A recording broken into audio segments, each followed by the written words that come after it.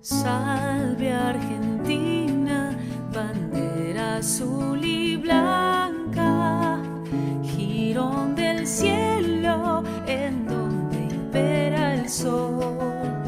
Tú, la más noble, la más gloriosa y santa, el firmamento su color te dio. El firmamento su color te dio. El firmamento su color te dio. Yo te saludo, bandera de mi patria, sublime enseña de libertad y honor, jurando amarte, como así defenderte, mientras palpite mi fiel corazón.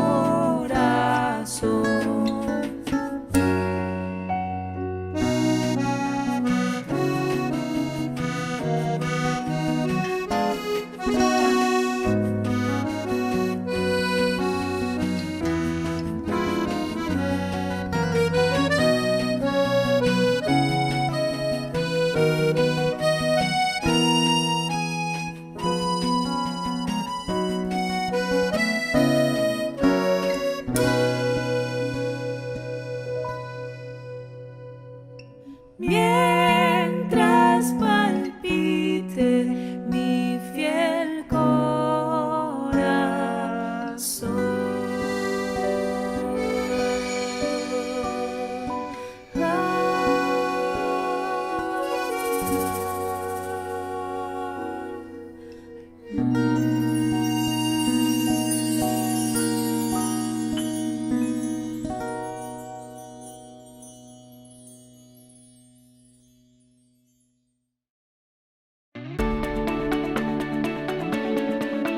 Amigas, amigos de toda la República Argentina, de nuestra patria amada, muchísimas gracias por estar con nosotros. Muchísimas gracias. Qué importante es en todos los tiempos de la vida nuestra de los argentinos recurrir a aquellos hombres claros que siempre pueden y deben iluminar nuestro camino. ¿No les parece? Pero además, especialmente en aquellos hombres que apostaron a la educación de todos los habitantes de estas tierras, al crecimiento de su economía y a la defensa de la soberanía. Ya saben que se trata en el día de hoy de Manuel Belgrano. Y es importante también, especialmente, en la necesidad imperiosa que tenemos todos los argentinos de contar con dirigentes capaces de llevar adelante al país, sobre todas las cosas, con honestidad, inteligencia y amor a esta tierra y a todos los que la habitamos. Por eso, con inteligencia, la dirección periodística de este programa decidió que entrevistásemos a un descendiente directo de Manuel Belgrano, que también se llama Manuel Belgrano, que es el hijo del tataranieto de Manuel Belgrano y que además tiene la responsabilidad hermosa de dirigir el Instituto Belgraniano de nuestro país. Recomiendo muy especialmente esta charlita, este diálogo que mantuve con el descendiente del prócer, porque hay información, creo, informativa y tal vez distinta de todo lo que se conoce sobre este gran educador. Durante el reportaje hago referencia a algo que hace muchos años que recuerdo para todos ustedes, que son los 40.000 pesos fuertes que recibe Manuel Belgrano después del triunfo de las 2 batallas que todos conocemos, y que él se despoja de ese dinero y decide donarlo para que se hagan 4 escuelas en la Argentina, 4 escuelas en nuestro país. Ahí está todo dicho, o debería estarlo, del amor que él sentía y de la necesidad que él sentía de educar a los habitantes de la patria. Eso lo digo durante el transcurso de esta nota, lo resalto en la apertura de este programa porque entiendo es el mensaje más auténtico, terminante, que se refiere a este gran educador, mi ídolo, Manuel Belgrano. Ahora sí, entonces, en la apertura de este programa, porque después tenemos, pegadito irá un hacedor del país, que tiene que ver con la agroindustria, de la cual Manuel Belgrano sabía mucho y dejó muchas enseñanzas. Ahora sí, el descendiente del gran prócer, que también se llama Manuel Belgrano, para todos ustedes, amigos de la patria.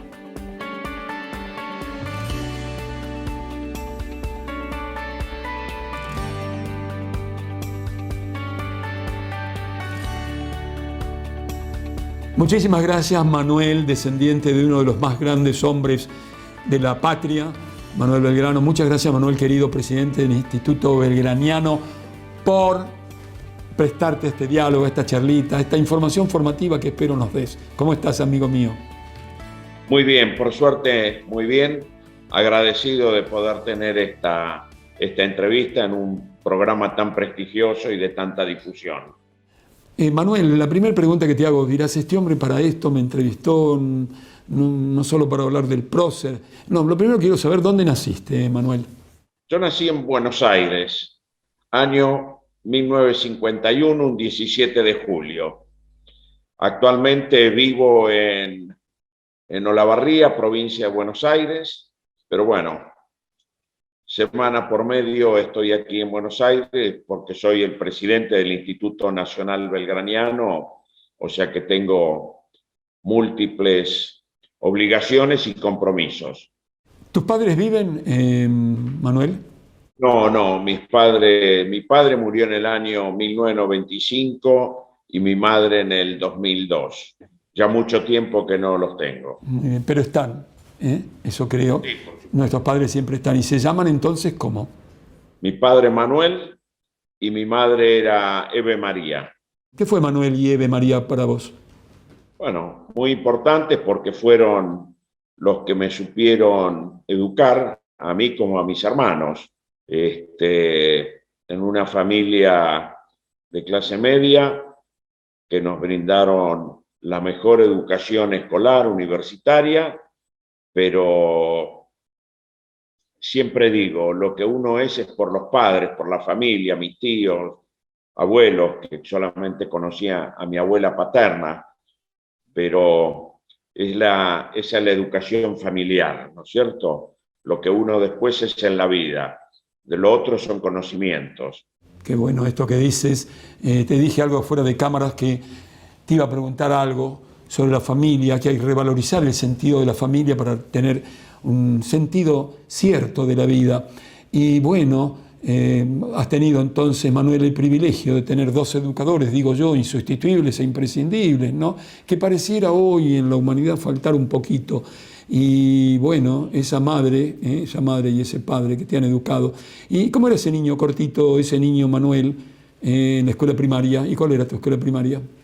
Bueno, yo creo que siempre lo que digo, a mí me educaron para ser uno más, o sea, no me educaron para ser o creerme Manuel Belgrano, es el nombre que llevo, pero muy lejos de serlo. Y eso me lo inculcaron siempre, o sea, nosotros, en mi casa nos hablaba de Belgrano, o sea, como por supuesto, sí, se hablaba, pero en determinados momentos, fechas patrias, en fin, cuando uno preguntaba por la curiosidad de un chico que va a una escuela y ahí te empiezan a hablar mes de, ya sabemos, mayo, junio y julio, Belgrano está presente. Y bueno, yo tenía 40 compañeros que se daban vuelta a mirarme y mi curiosidad era por qué me miraban. Entonces la primera pregunta es al maestro y luego en mi casa. Y esos eran los momentos que se hablaba, por supuesto, de Belgrano y en los homenajes. Por supuesto que he ido de muy chico, pantalón corto como era en esa época y con mucho frío a todos los actos en pleno invierno.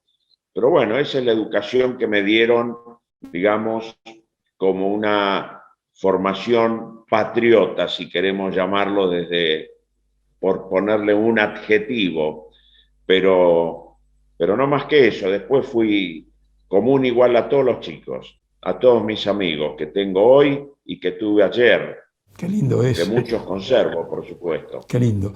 Bueno,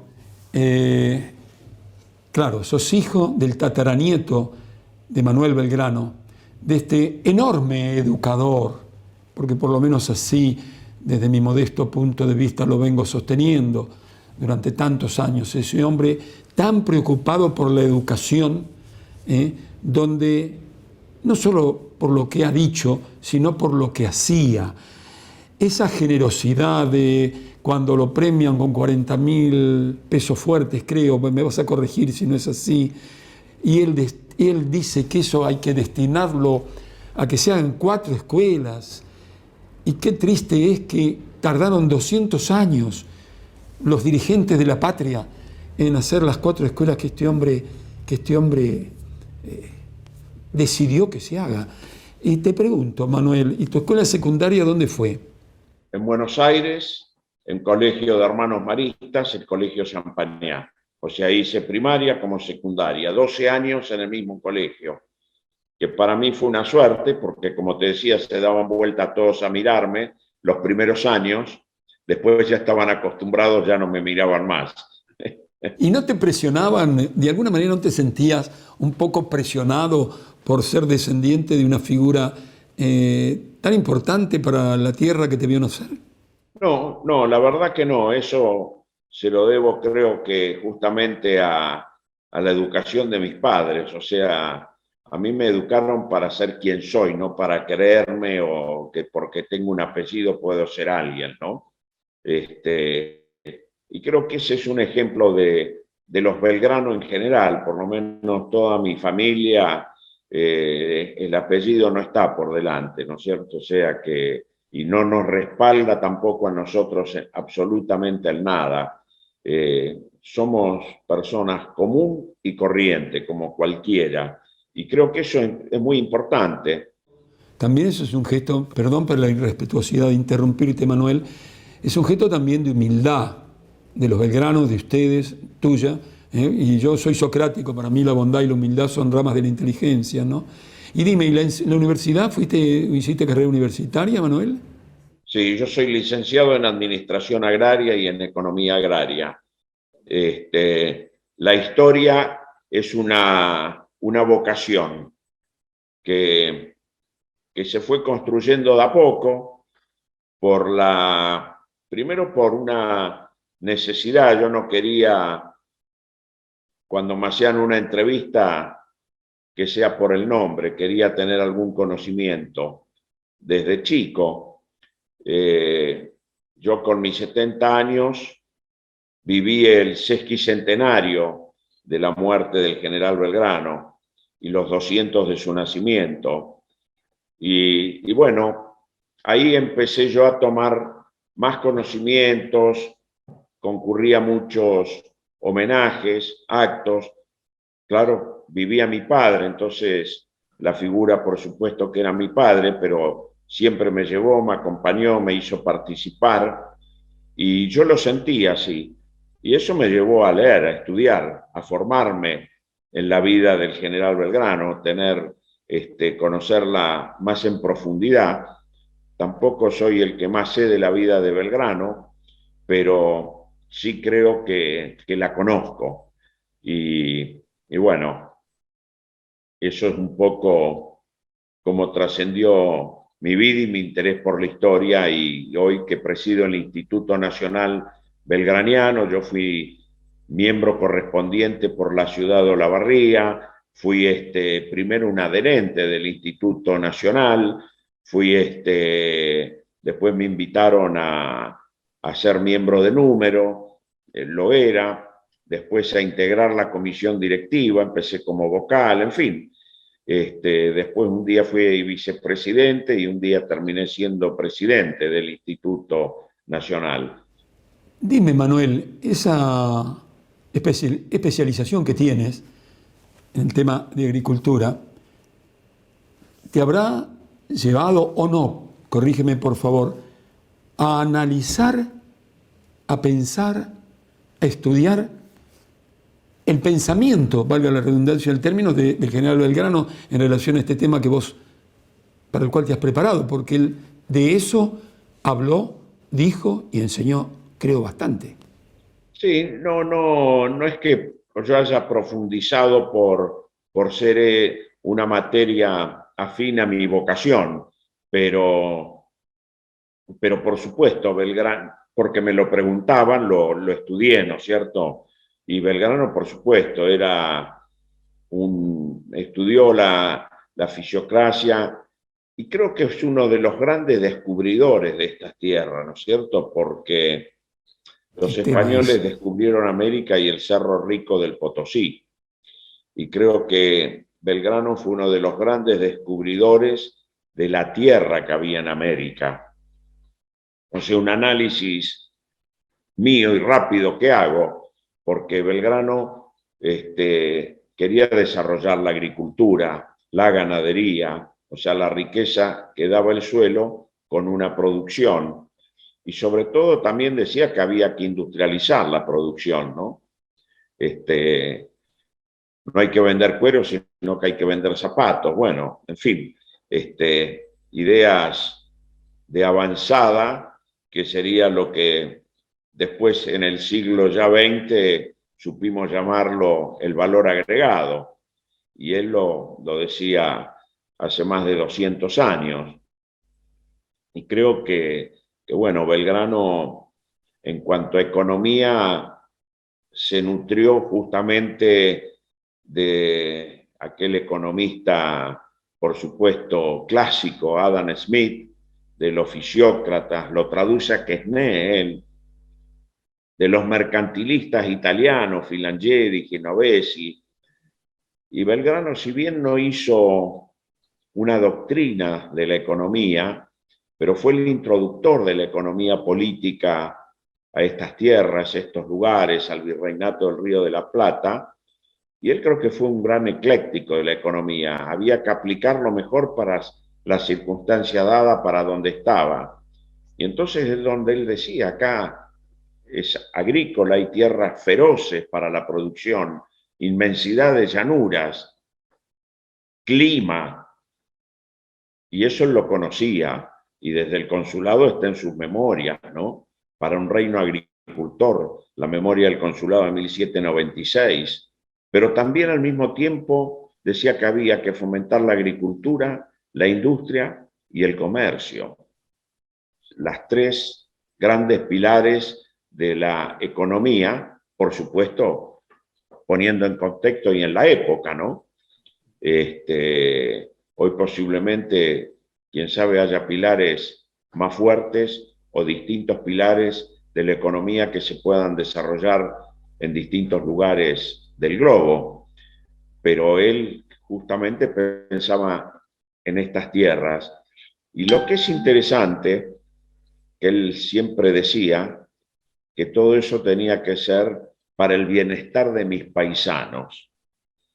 Él cuando llega de Europa, de esa formación allá en Salamanca, en Valladolid, de haber vivido la Revolución Francesa, de haber mamado aquellos gritos de libertad, fraternidad, igualdad, cuando llega de nuevo acá en 1794, Dice, él lo escribe, que lo único que encontró fue miseria y desnudez.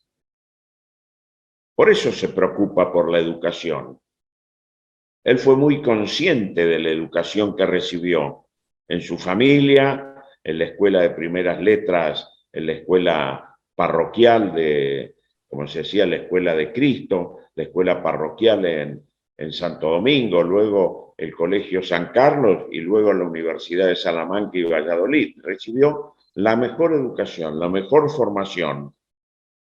Y él, que era una persona que quería tener conocimientos, estudia economía también, más allá de leyes, que eran materias muy nuevas en la época, y la introduce acá. Y él dice, todo esto para el bienestar de mis paisanos. ¿Y por qué era el estudio? Porque era la forma de capacitarse para poder tener un trabajo digno, y un trabajo digno para progresar. Y eso, cuando yo me pongo muchas veces a repensar, hoy qué discurso tenemos que llevar a las generaciones que nos siguen, a la juventud, a los niños. La formación de la educación, del trabajo, es lo único que nos va a igualar, y no solamente eso, sino que nos va a dar prosperidad individual y colectiva. Varios autores han hecho referencias, te lo decía fuera de cámaras, a determinadas decisiones y también a cosas que decía Manuel Belgrano, el general Manuel Belgrano, el economista, el educador Manuel Belgrano. Y yo te pregunto, seguramente en el Instituto Belgraniano, en las conferencias, en las charlas, hay a veces giros polémicos en relación a lo que supuestamente se ha escrito tanto. Por ejemplo, cuando Belgrano dice, o dicen que dijo, es preferible comprar un producto a 2 pesos aquí que comprar un producto extranjero a 1 peso que se va. Habla de un nacionalismo, una cosa increíble en esos tiempos. ¿Cuál es tu visión sobre eso? Sí, por supuesto, yo lo pongo en el contexto de la época, y en ese contexto, por supuesto, porque acá no había nada, era una pequeña producción artesanal de algunas cosas, el resto venía todo del exterior, sobre todo de España, era la época del monopolio, y él lo conocía muy bien, ese tema, porque la fortuna de su padre fue hecha así. Entonces lo conocía perfectamente, y él, como el secretario perpetuo del consulado, sobre todo lo que más tuvo que pelear fue con esos comerciantes que integraban el consulado y que él conocía muy bien cómo habían hecho la fortuna.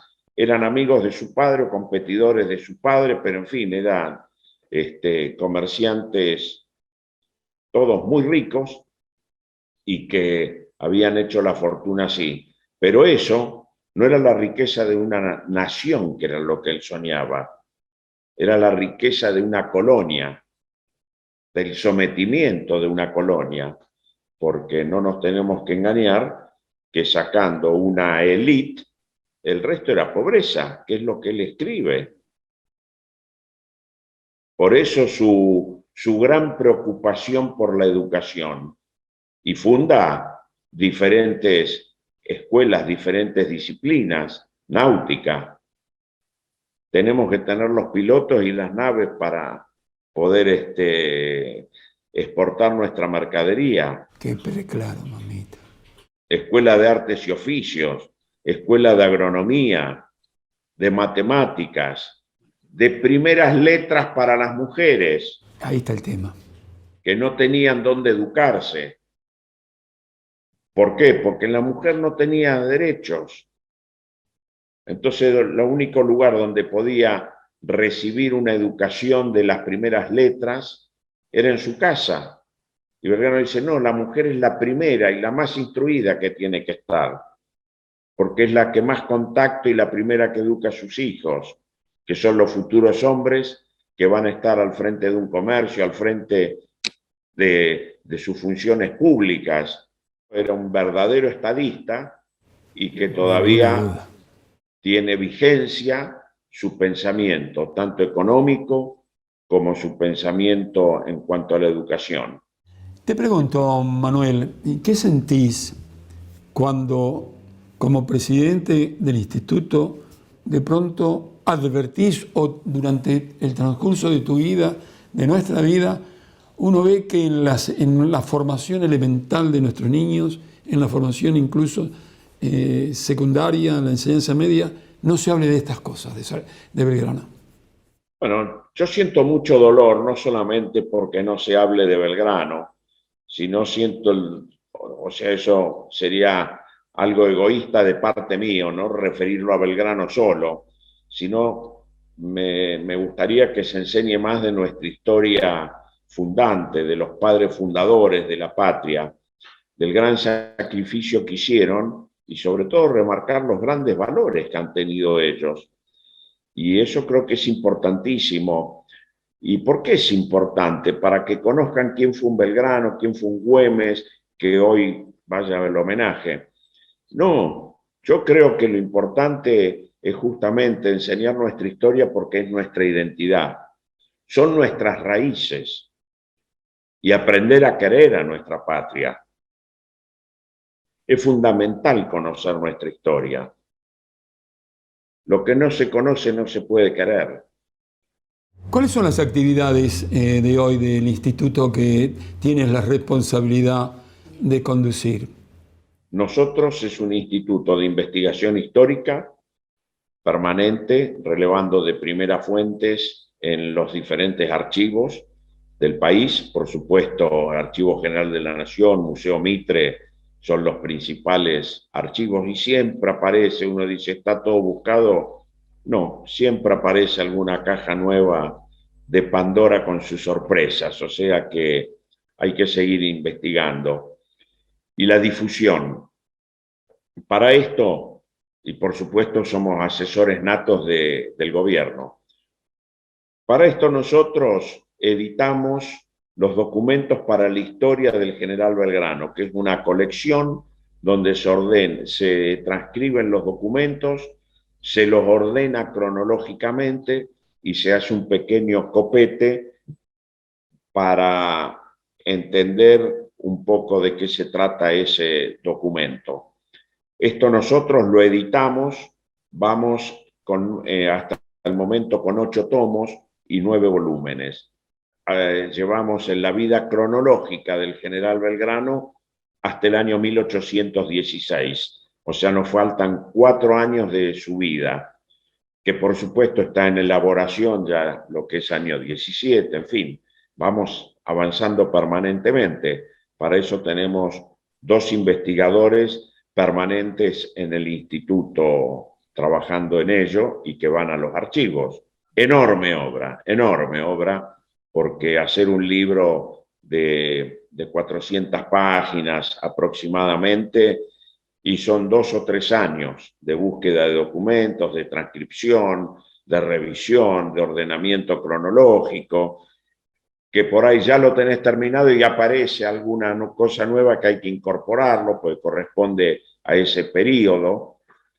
Y eso, además, los anales del instituto, ya tenemos 14 tomos, donde hay distintas investigaciones, distintos artículos, discursos, conferencias magistrales y además diversos títulos, como puede ser la transcripción del diario de marcha de Belgrano a Rosario, al Alto Perú, distintos estudios realizados como ideología de Belgrano a través de sus maestros, la formación castrense de los hombres de armas de Belgrano, la traducción del discurso de Washington con prólogo del general Belgrano, en fin, 11 títulos más tenemos de eso. Bueno. Y lo interesante que lo tenemos en papel y lo tenemos todo digitalizado en nuestra página web, en la sección biblioteca. De los ministerios de educación,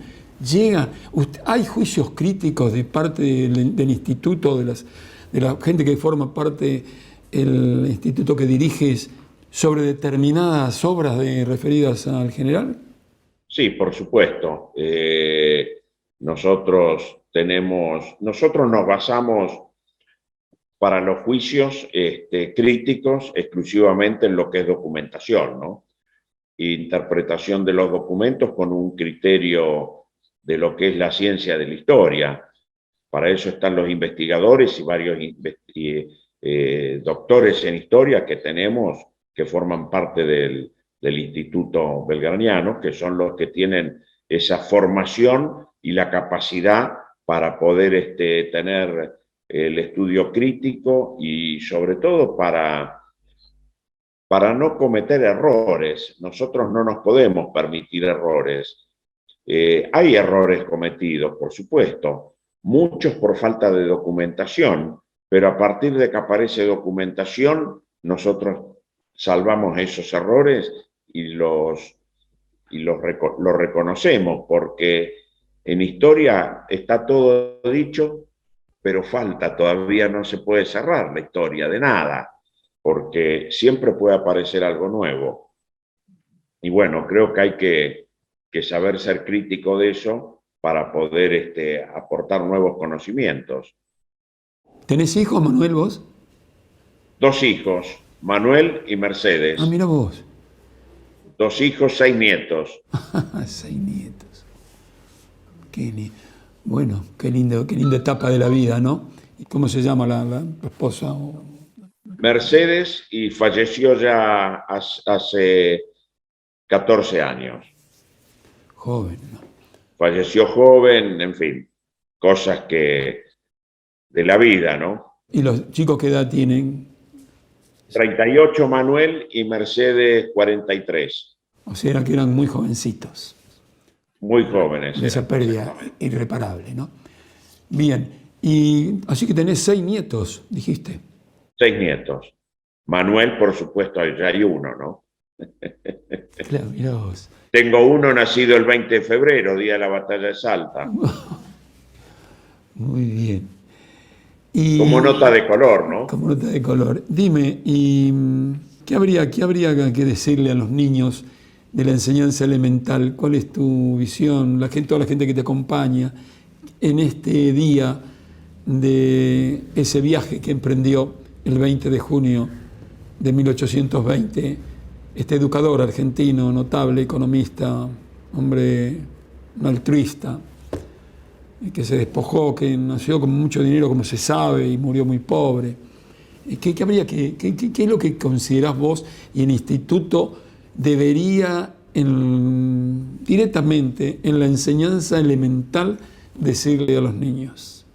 Bueno, yo a los chicos siempre les digo una cosa.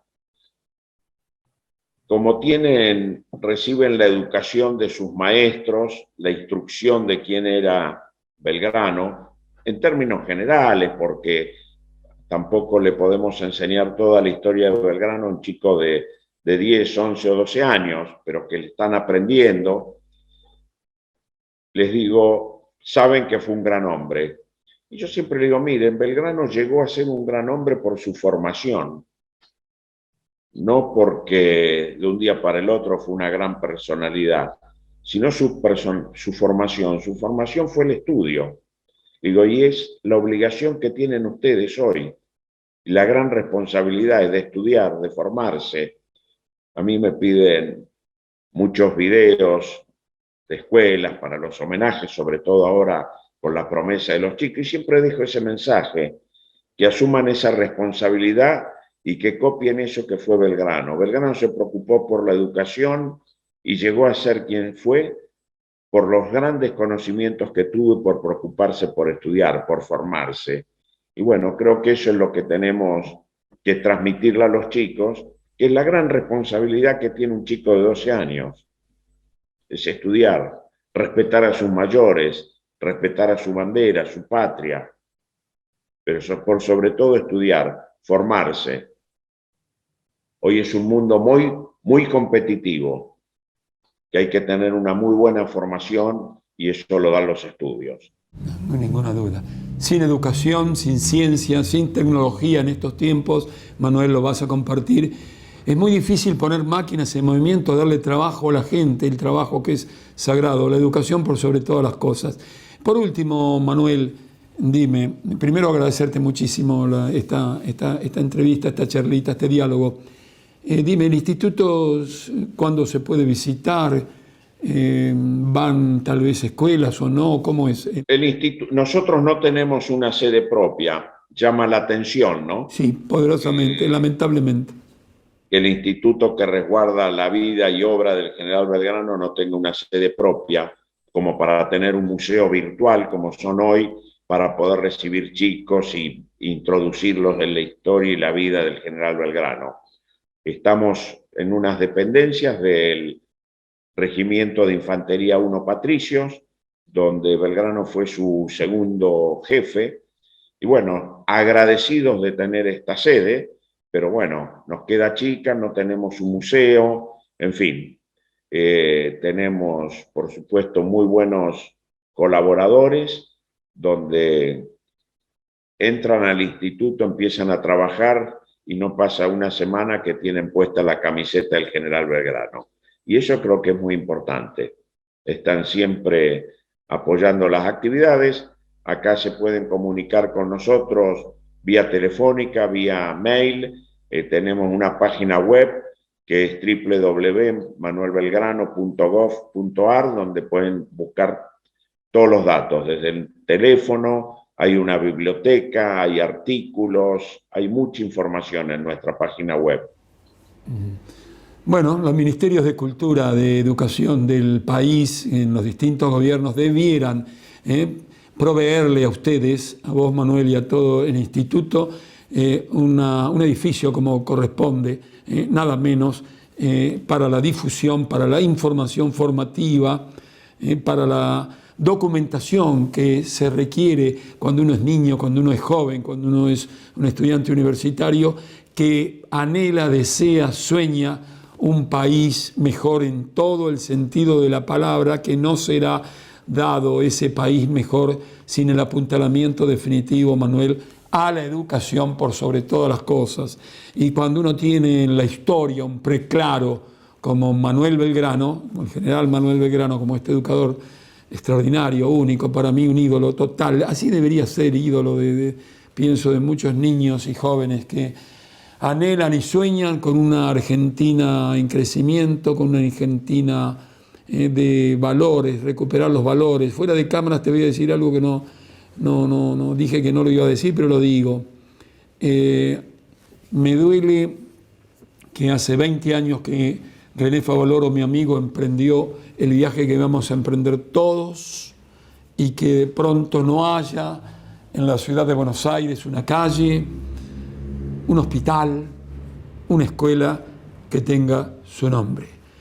Pasaron 20 años y yo no quiero establecer, te dije, pero lo establezco, no puedo evitarlo, un paralelo con ese patriota sin igual que fue Manuel Belgrano, que también pasaron 20 años para que cuando ese 20 de junio de 1820 este hombre emprendía ese viaje también que vamos a emprender todos, había como de costumbre lamentablemente una pelea por el poder en ese entonces, tal como lo hemos vivido tantas veces en los últimos años en la Argentina, y en vez de pelear deberían haberse fijado en esa persona que se iba ese día para que los ilumine el camino del crecimiento, del estudio, del esfuerzo, de la educación, de la economía para el país, de ese descubrimiento al que has hecho referencia. Me gustó eso,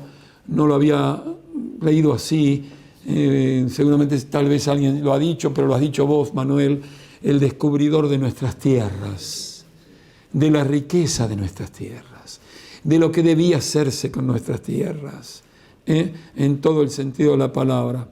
No sé, no te dije que no iba a decir esto, pero lo digo porque me duele. No sé qué en ese análisis histórico que haces vos y el instituto, ¿qué piensan sobre esos 20 años primeros de gran olvido a este hombre?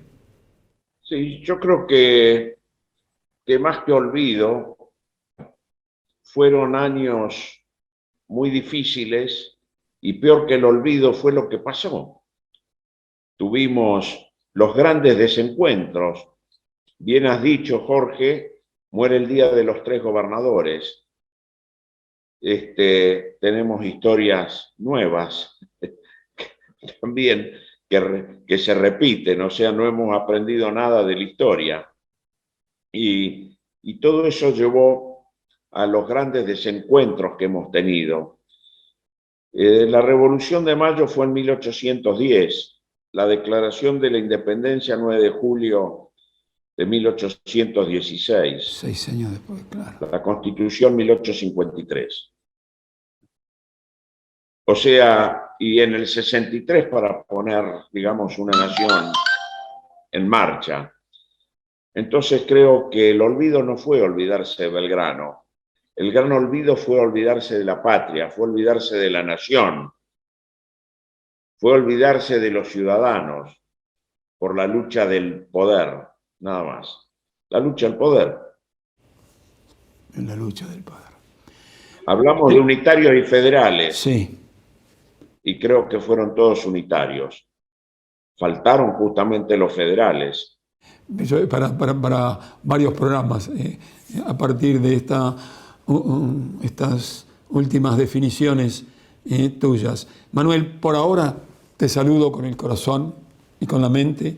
Dios permita que pueda darte ese abrazo personalmente, y reconozco mi ignorancia como en tantas cosas, como en casi todo, y de no conocer el lugar donde ustedes mantienen viva la llama de la educación, de la ciencia, del amor a la patria, en la figura esa de Manuel Belgrano, de la cual tienes el honor de descender. Lo que quieras decir. Bueno, muchísimas gracias. Por supuesto, estás invitado vos, Jorge, y tu equipo, cuando quieran combinar acá para venir a conocer el instituto. Tenemos algunos cuadros, algunas cosas lindas, sin ser un museo. Tenemos una biblioteca muy importante también, de historia argentina, por supuesto, muchísimo especializado en el general Belgrano. Así que están invitados, muy agradecidos de este programa, sobre todo muy agradecido que pude expresar lo que quería, un poco reflejar la vida de Belgrano, de este hombre en profundidad, sobre aspectos menos conocidos de él, y no recaer siempre en la historia militar, la historia de guerras, que si bien lo fue también un hombre de acción y de armas cuando lo tuvo que ser, pero creo que fue también un gran militar porque fue un gran civil. Viva la patria, Manuel, y hasta siempre. Viva la patria, viva la patria. Gracias.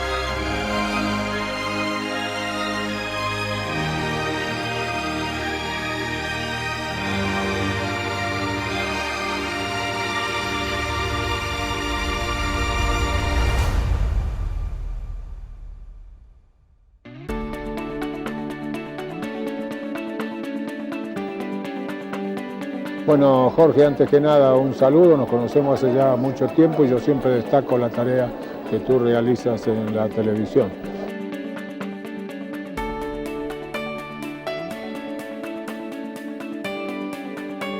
Y en este 20 de junio de este año 2022, como lo hacemos todas las semanas, hoy es un día muy especial, presentamos con muchísimo gusto un hombre que tiene que ver con la agroindustria y de alguna manera con Manuel Belgrano. Atención, país.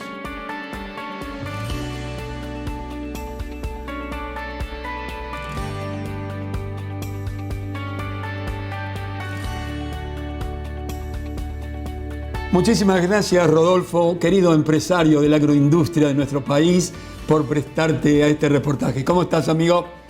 Hola, Jorge, buenas tardes. ¿Cómo te va? Un gusto. Bueno, me va muy bien porque sos una empresa de familia, tienes emprendimientos que son modelos por seguir, me gusta decir, en la República Argentina. Pero antes de que nos des una información formativa sobre tu emprendimiento, que además a posteriori vamos a tener imágenes, te pregunto, ¿dónde naciste, Rodolfo? Sí, bueno, yo nací en Monte Maíz, somos de la provincia de Córdoba, estamos ubicados al sur de la provincia, al sureste de la provincia de Córdoba. Nada de tonito de la docta, ¿no? Nada de nada de nada. Estamos más cerca de Rosario y todos nos dicen lo mismo, ¿viste? Cuando andás por algún lado, pero ustedes no tienen tonada cordobesa. Y no, muy poco la tenemos, o casi nada, casi nula. Bueno, vamos a ingresar un poquito en tu vida y vos inmediatamente después nos vas a contar la historia de tu empresa. Pero antes te voy a preguntar por tus padres. ¿Tus padres viven, Rodolfo? Vive mi madre, mi padre no, falleció en el 2018. ¿Y papá y mamá cómo se llaman? Porque están, pienso, siempre. Bueno, sí, mi padre se llamaba Daniel y mi mamá Elba. Sí. ¿Y qué son o fueron para vos Daniel y Elba? Bueno, fueron realmente una gran enseñanza, un gran modelo a seguir de ellos en todo lo que nos han inculcado, bueno, a mí y a mi hermano, en toda esta vida, ¿no es cierto? Uno siempre mira lo que hacen nuestros padres, seguimos y tratamos de ser lo que ellos nos van enseñando, lo que nos van inculcando, y bueno, uno generalmente sale o pensando siendo muy parecido a ellos, ¿no es cierto? ¿Tienes hermanos? ¿Hablaste de un hermano? ¿Cuántos hermanos son? Tengo un hermano, Fernando, que es socio mío acá en la empresa también. ¿Menor que vos, Rodolfo? El menor tiene 6 años menos. 6 años menos. Así que, de alguna manera, fuiste el norte y el camino de él, ¿no? Bueno, sí, siempre, a ver, fuimos una familia que siempre hemos estado juntos, siempre en esta empresa nos hemos ido ingresando de acuerdo a nuestras edades y cuando, bueno, hemos ya terminado los estudios, hemos ingresado a la empresa, así que bueno, y desde ese momento hasta que, bueno, que ha fallecido mi padre, hemos sido socios entre los tres y hoy seguimos siendo socios con Fernando en toda esta actividad. ¿Daniel qué hacía? Daniel toda su vida trabajó en el campo, él fue productor agropecuario, también fue docente, Daniel fue maestro de educación física. En realidad, acá en los pueblos, bueno, eran pueblos muy chicos que en un momento, cuando se inicia el secundario, acá en Montemaíz, el primer secundario que hubo, bueno, ellos fueron de la tercera o cuarta camada de egresados, y bueno, y ahí era un poco como a dedo, le decíamos, bueno, vos eras bueno en esto, así que andá y estudiá educación física. Así que bueno, mi viejo en ese momento hizo se fue a Buenos Aires, eran cursos los que le exigían directamente, no sé, unos meses, un año creo que fue. Entonces, bueno, hicieron cursos sobre educación física, sobre pedagogía, y bueno, ya volvían y los ponían a dar clases, porque tampoco en los pueblos acá en el interior y pueblos chicos no había educadoras, sí señor. El hermano de él también fue profesor de matemáticas, y fue un poco lo mismo, él fue el primer egresado de ese colegio, de la primera tanda, y bueno, después fue profesor de matemáticas hasta que se jubiló. ¿Cómo se llamaba tu tío? ¿Vive tu tío? Eugenio se llama, vive. Vive, mira. Y también, bueno, fue uno de esos profesores de matemática que hoy hablas con personas que le ha dado y se acuerdan de cómo enseñaba matemáticas. ¿Y Elba qué fue además de los hijos, para Dani? ¿Y qué hacía? ¿Y qué hace? Elba fue siempre ama de casa. Educadora, nada menos. Educadora. Sí, de los hijos. y fue un gran sostén para mi padre en todo lo que él hizo. Elba siempre estuvo a su lado, lo acompañó en todo lugar, en todo momento. Mi viejo siempre fue una persona muy movediza, muy de hacer cosas, que fue un poco lo que nos inculcó a nosotros, a nuestros hijos, a nuestros nietos, en lo que era él, y siempre quería hacer cosas nuevas. Él terminaba algo y ya quería hacer otra cosa. Bueno, mi vieja siempre lo acompañó, estuvo al lado apoyándolo en cualquier emprendimiento que sea. Vos has tenido el privilegio de tener a Elba como educadora, a Daniel mirándolo, pero Elba acompañando a Daniel, seguramente. Bien, y fuera de cámara me has dicho que tienes con mucho orgullo, yo te decía, tenés una hija bióloga y me dijiste tener una hija médica también, y que es el fruto del amor de tu vida, que es tu esposa. ¿Cómo se llama tu esposa?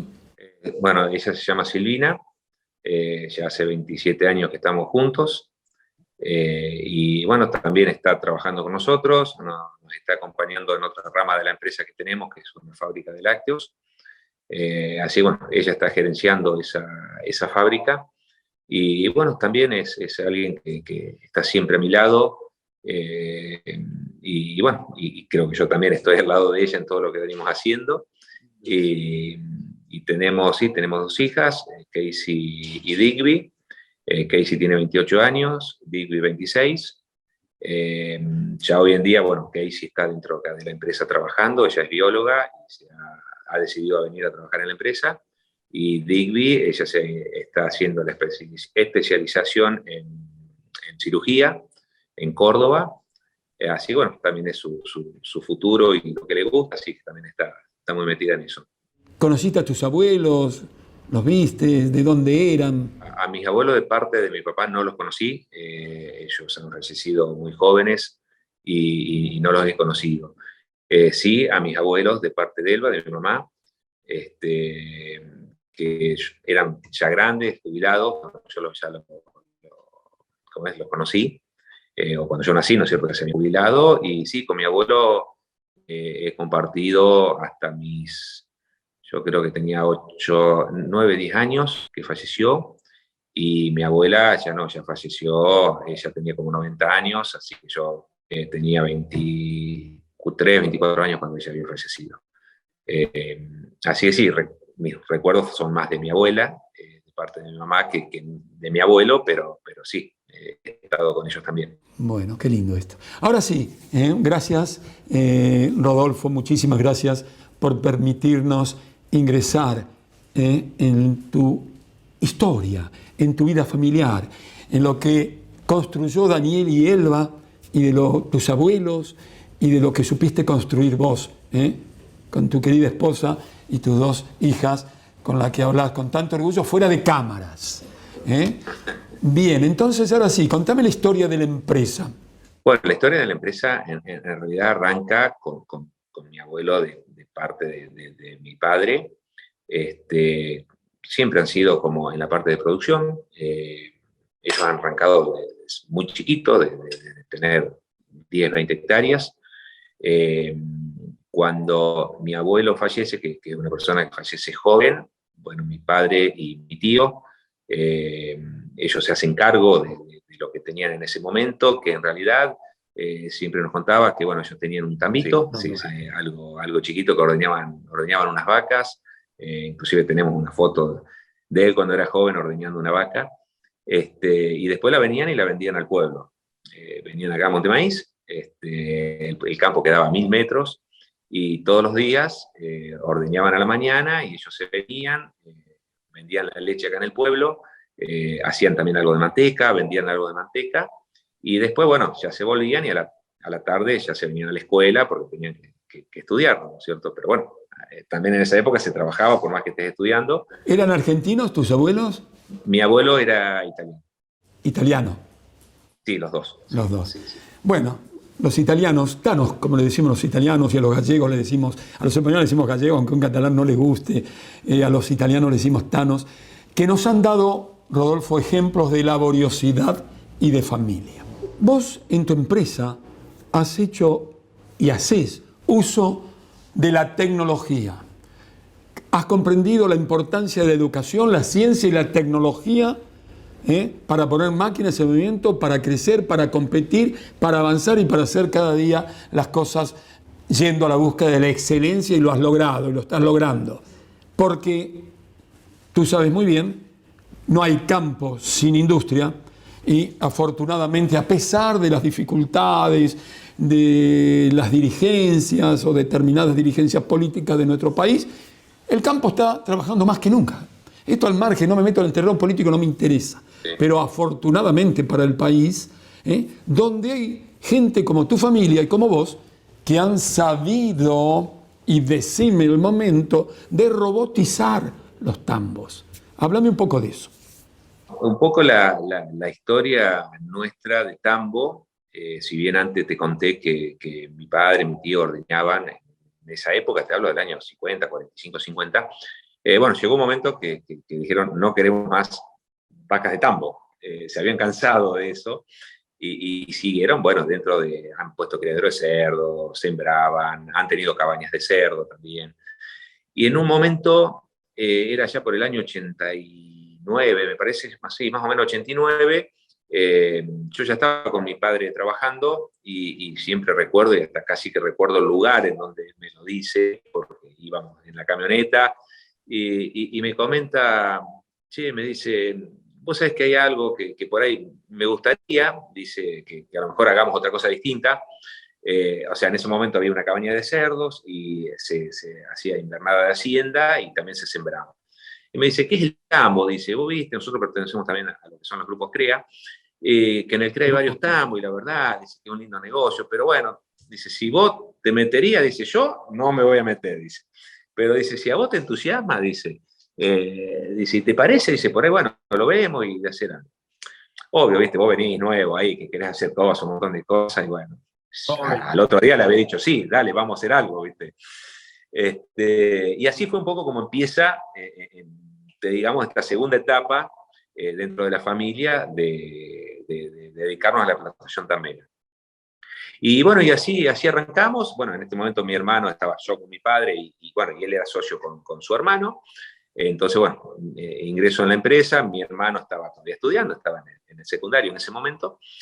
Y así arrancamos con el tambo, empezamos a hacer cambalaches de animales que teníamos, comprábamos vaquillonas, les dábamos servicio. Yo me había ido a hacer un curso de inseminación artificial porque ya decíamos, no, bueno, hay que inseminar, no se puede tener toro. Bueno, esas eran un poco de las cosas que como yo antes te comentaba, mi padre era siempre de mirar muy hacia adelante, muy a lo que venía. Y bueno, en ese momento ya pensábamos en tambo, pero no pensábamos en que tenía que haber un toro para preñar una vaca, sino que había que hacer inseminación, había que progresar genéticamente. Así que bueno, todo eso se empezó a armar y a gestar, y ya en el año 90, en marzo del año 90, ya habíamos abierto nuestro primer tambo, ya en un campo que lo teníamos alquilado, que teníamos ahí un alquiler muy largo, muy amigo de los dueños. Entonces, bueno, nos animamos a poner un tambo pastoril en ese momento, totalmente pastoril, y arrancamos, y bueno, ya al año ya estábamos cerca de las 150 vacas ordeñando, y así, bueno, fuimos creciendo. En el año 94, a los 4 años, ya habíamos abierto otro tambo, ya excedíamos las 250 vacas, y ya, bueno, queríamos abrir otro, abrimos otro, y en el año 98 ya abrimos un tercer tambo, entonces ya teníamos 3 tambos con alrededor de 900 vacas nordeñas. Bueno, y así fuimos, vinimos, un poco más, un poco menos de vacas, pero así fue como crecimos en vacas hasta en ese momento, que fue un crecimiento, la verdad, muy fuerte, muy sostenido y muy rápido en todos esos años que hicimos. Y bueno, y después, unos años, bueno, fue como que no había mucha tecnología para aplicar, era como que todo seguía así, tambos pastoriles, se ordeñaba, bueno, tener una máquina un poco más moderna, menos moderna, pero era donde se apuntaba, ¿no es cierto?, básicamente. Después ya con el tiempo, en los próximos años, ya se empezó a incorporar un poco más de tecnología. No hablo todavía de robótica, sino de salas que medían la leche mientras la vaca se ordeñaba, o vacas con collares que se podía detectar qué vaca cuando pasaba, cuánta leche daba en ese momento, o qué otras cosas tenía, si podía tener, no sé, algún celo, un poco más de más rumia o menos rumia. Eso ya de a poquito se empezaba a ver que en el mundo ya había esas cosas.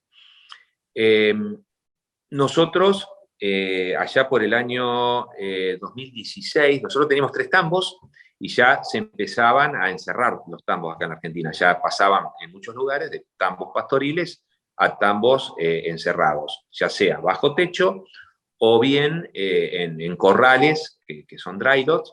En corrales, la vaca estaba encerrada en corrales y se le llevaba la comida a los corrales.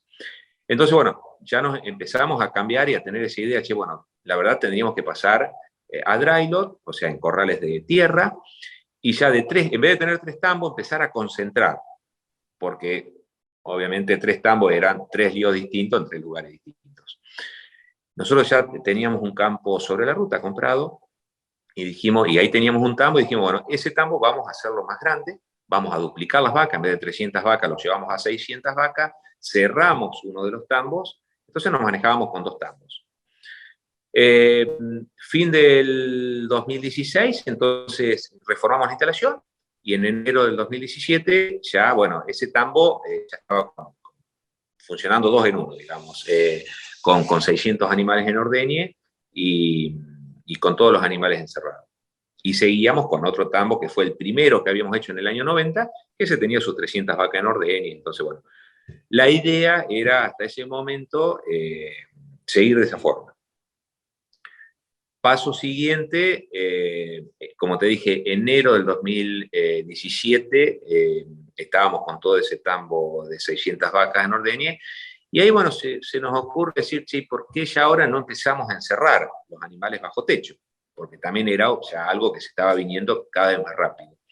Y dentro de eso estaba la duda si hacíamos un galpón, pero a las vacas y a los animales, ¿dónde los poníamos? Sí, con cama de arena, o bien en compost, que ya era algo, el compost era algo que se empezaba ya ya había algunos tambos que estaban con compost. El tema de arena uno lo conocía porque, bueno, era algo ya conocido en el mundo, ya lo habíamos visto en otros lugares, había acá en la Argentina también, y campos establos con compost había muy pocos, y los que había con muy poca experiencia. Entonces ahí nomás, ya para abril de ese año, del 2017, bueno, nos dicen, che, en Paraguay ya hay establos con compost ya de 6-7 años que tienen experiencia, en Brasil también. Entonces, bueno, dijimos, bueno, vamos a ver qué es, cómo trabajan, cuántos metros cuadrados por vaca, si nos gusta, no nos gusta, qué hacemos. Entonces, bueno, agarramos con mi viejo y con mi hermano y nos fuimos con otro grupo también, se trató de organizar ahí porque ya había bastante gente interesada en eso, entonces se armó un grupo y nos fuimos a ver los tambos a Paraguay. Tuvimos una semana, recorrimos, nos vinimos bastante entusiasmados con el sistema de compost, y a los poquitos meses ya teníamos organizado con un grupo lechero, que bueno, está Diego y varios más. Sí. Diego Servini. Con Diego Servini, sí. Y varios productores más que compartimos hace ya 11 años que existimos compartiendo tipo grupo CREA, pero somos todos lecheros. Y lo organizamos en el grupo, bueno, vámonos a Brasil a ver esto. Y así fue que nos fuimos todos a Brasil también, unos 10 días, a ver esos compost brasileros, a ver un poco qué nos parecía, si nos gustaba o no nos gustaba. En la recorrida de Brasil, como nos habían organizado hacer todo el recorrido, uno de los tambos que íbamos a ver era compost, pero con robots. La verdad, Jorge, nosotros íbamos a ver el compost. El robot era como que, viste, uno sabía que estaban en Europa, pero eran para lugares en donde, bueno, por ahí la mano de obra era muy cara, no se conseguía mano de obra que esté en el campo, eran tambos chicos. Esa era la idea nuestra del robot para ordeñar. Así que bueno, ese día, que era un día, tal día íbamos a ese tambo, fuimos a ese tambo robotizado, nos bajamos, che, qué lindo que está esto, lo empezamos a ver. Bueno, vamos a ver el compo. Cuando íbamos a ver el compo empezamos a ver los robots. Creo que el compo no sabíamos si teníamos compo o no, nos quedamos todos mirando los robots embobados, viendo cómo funcionaban, cómo trabajaban. Y bueno, y eso en el momento nos abrió a todos los que fuimos la cabeza y dijimos, che, ¿y por qué no? Es más, siempre cuento la historia, estábamos con mi viejo y con mi hermano y salimos de ahí. Nosotros ya teníamos más o menos un diseño de galpón, cómo lo íbamos a armar, para 500 vacas, así tenía que ser el galpón. Y salimos de ahí, estábamos arriba del colectivo que nos llevaba a recorrer y dijimos, che, el galpón nuestro tiene que ser más largo por las dudas, porque si alguna vez llegamos a poner robot, tenemos que dejar el lugar para los robots. Y ya lo hicimos 25 metros más largo y ya vinimos con esa idea sin tener los robots, sin saber cuándo los íbamos a poner, nada. El tema era dejar el espacio por las dudas para eso. Y bueno, llegamos a la Argentina, te hablo 2017, debe haber sido julio, no recuerdo bien, pero julio, agosto de 2017. Y bueno, ya después, al mes, nos tiran, che, fíjate que hay gente acá que ya, había 2 empresas que ya, una ya estaba que era de Laval, que ya los tenía, el Leli había aparecido en la Argentina, ya hay un representante. Y bueno, ya ahí nos pusimos básicamente con Diego, que nos entusiasmamos demasiado, y bueno, empezamos las reuniones, che, a ver cómo es, qué pasa. Había mucho interés en las empresas en hacer punta con los robots acá en la Argentina, y ahí empezó toda la negociación de toda esta tecnología. Claro. Qué importante CREA, que he tenido mucha gente de CREA, qué importante es las relaciones humanas, el compartir ideas, el viajar, el estudiar, el analizar y además tener la pasión que se nota cuando te referís a todo esto. Tenemos un documental inmediatamente ahora donde si hay algo que no lo has dicho, se va a decir en el documental, lo vamos a ver. También sé del amor con que tu empresa y ustedes tratan a las vacas. Hay cosas que parecen increíbles, pero que tiene que ver con la palabrita tan famosa sustentabilidad a la que hay que arribar para ir a la búsqueda de lo que la humanidad entiende, necesita en materia de alimentos. Así que todo eso en tu empresa sé que está muy bien cuidado. Por último, si quedó algo por decir, dilo. Por ahora yo te saludo con el corazón y con la mente. Un saludo a todos tus seres queridos y muy especialmente a esa madre que te educó a vos y a tu hermano, que acompañó a él, me refiero, que acompañó a Daniel. Vaya, en esta charlita y en este diálogo, un beso grande y el reconocimiento a esa querida mujer argentina. Tus palabras finales, amigo, y con tu anuencia presento el documental de tu empresa. Bueno, no, como resumen es que creo que hay que animarse a todo esto nuevo que se viene, no hay que tenerle miedo. Obviamente creo que en la empresa nuestra estamos muy bien acompañados y estas tecnologías nuevas a todos nos gusta de los que estamos, entonces las vamos llevando muy firme y a pasos muy agigantados. Lo que vos decías recién es algo que apuntamos mucho a lo que es el bienestar de los animales, y ahí es donde quería hacer un poco hincapié, porque hoy hay muchas cosas en cuestión en esto, y realmente todos estos nuevos sistemas que se están implementando, realmente se cuida muchísimo, pero muchísimo toda esa parte. Nosotros necesitamos que los animales estén bien. Así que eso es algo de lo que como empresa hacemos mucho hincapié. No va a faltar otra oportunidad, pero ahora vamos a presentar un documental donde seguramente vamos a ver, se va a decir con un guión y una locutora extraordinaria, todo lo que hace tu empresa. Entonces, amigas y amigos de toda la República Argentina, les presento con muchísimo gusto una empresa familiar de la agroindustria, atención, modelo por seguir en nuestro país. Atención, país. Montechiari Agroindustria es una empresa con más de 30 años de trayectoria. Propiedad de una familia con más de 6 décadas de experiencia agropecuaria, la firma se dedica hoy a la ganadería y la agricultura.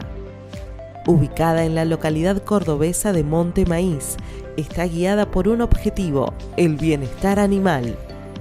Bajo esa premisa, trabaja en sus tambos, buscando ser más sustentable con la ayuda de la más avanzada tecnología y logrando una economía circular.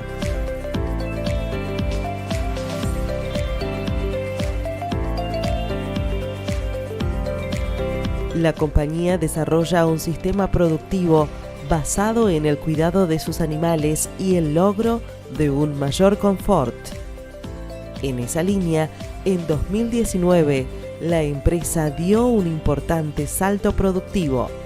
Convirtió su tambo de sistema pastoril en uno de los centros de producción de leche más novedosos en América del Sur, mediante la incorporación de la robótica para el ordeñe. Hoy tiene en funcionamiento 8 robots de una importante empresa especializada en el sector, bajo un sistema freestyle con cama de compost.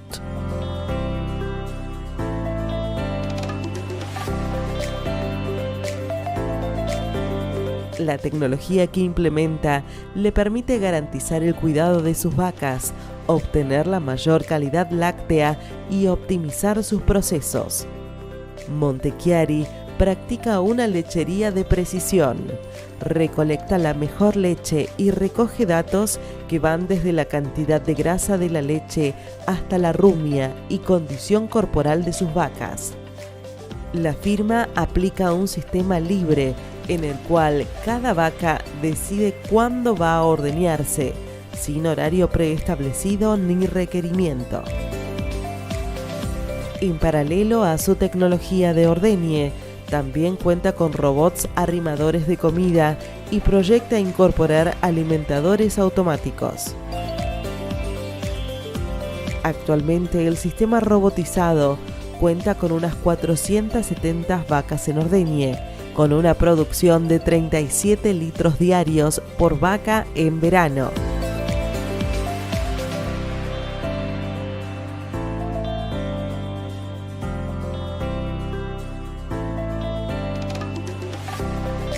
Montechiari procesa miles de litros de leche en una planta de fabricación de quesos propia en Laborde, emplazada a 15 kilómetros del tambo. En sus instalaciones produce quesos y quesos saborizados que venden en Córdoba, Mendoza y su zona.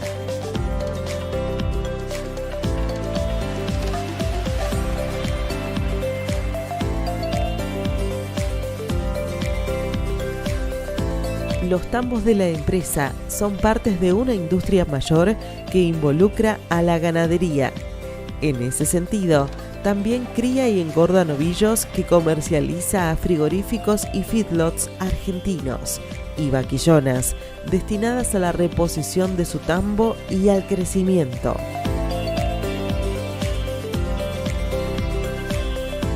Una empresa que produce la más alta calidad.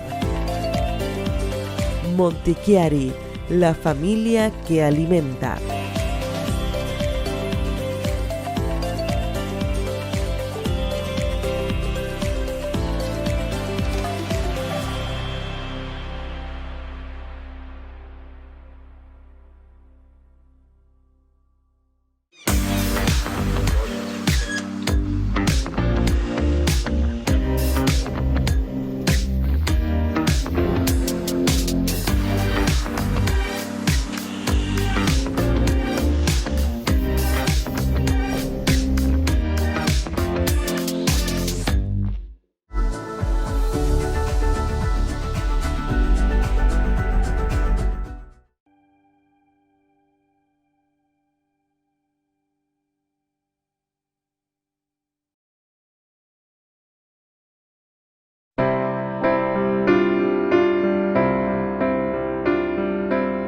Lo mejor de estar en tu casa es sentirnos parte de tu familia. Acompañarte en muchos de tus momentos. En la cocina, conquistando nuevos horizontes. Y en la mesa, alimentando los corazones. Hoy nos vemos desde lejos, pero nos acercan algunas sonrisas. Gracias por abrirnos la puerta. Vos y nosotros sabemos que vamos a seguir juntos, porque entre todos, todo es posible. Coto, yo te conozco. Cuidar el agua nos asegura el futuro. Es un mensaje de la Federación Nacional de Trabajadores de Obras Sanitarias, FENTOS. Hospital Alemán, el único que usted elegiría sin dudar. Hotel Belsur, cocheras cubiertas, salones de usos múltiples, microcine para 120 personas, piscina semiolímpica. En Belsur encontrará el equilibrio justo entre calidad y precio, combinados con la mejor atención. Entretenimiento y diversión para todas las edades, al aire libre o en interiores. Shows musicales en vivo, canchas de tenis y de vóley, gimnasio completo. Desde hace 50 años creamos momentos inolvidables.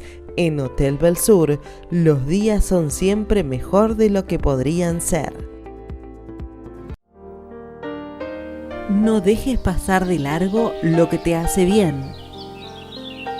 En Mar de las Pampas, Cabañas Lemú te espera todo el año con todas las medidas de seguridad e higiene que requiere la situación actual. Haz tu reserva telefónicamente o en nuestra web. Cabañas Lemú, 100% naturaleza.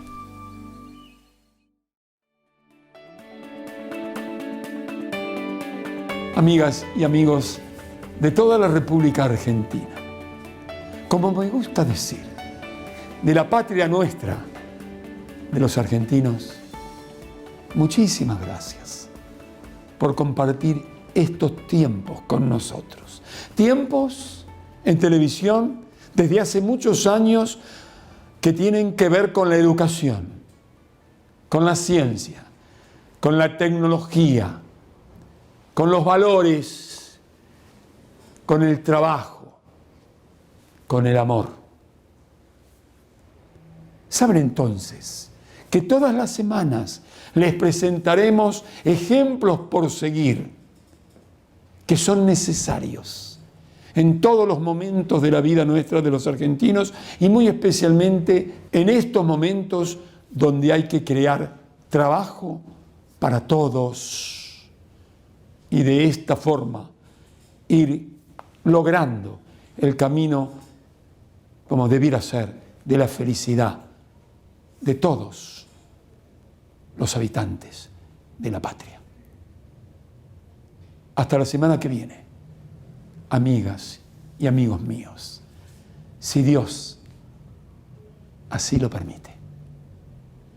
Llevemos siempre los colores aquí, en nuestra vestimenta, en nuestras casas, pero fundamentalmente en nuestros corazones y en nuestra mente.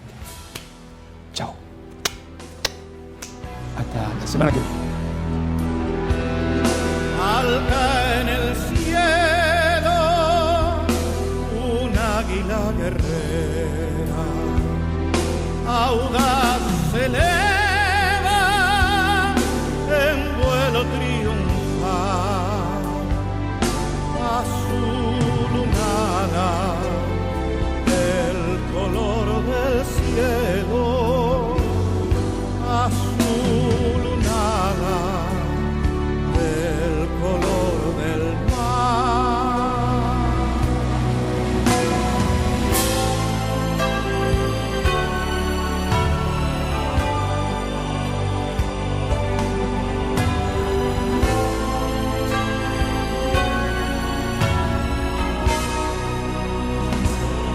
Así en el alta, aurora irradial, punta de flecha, el áureo rostro imita y forma estela al purpurado cuello,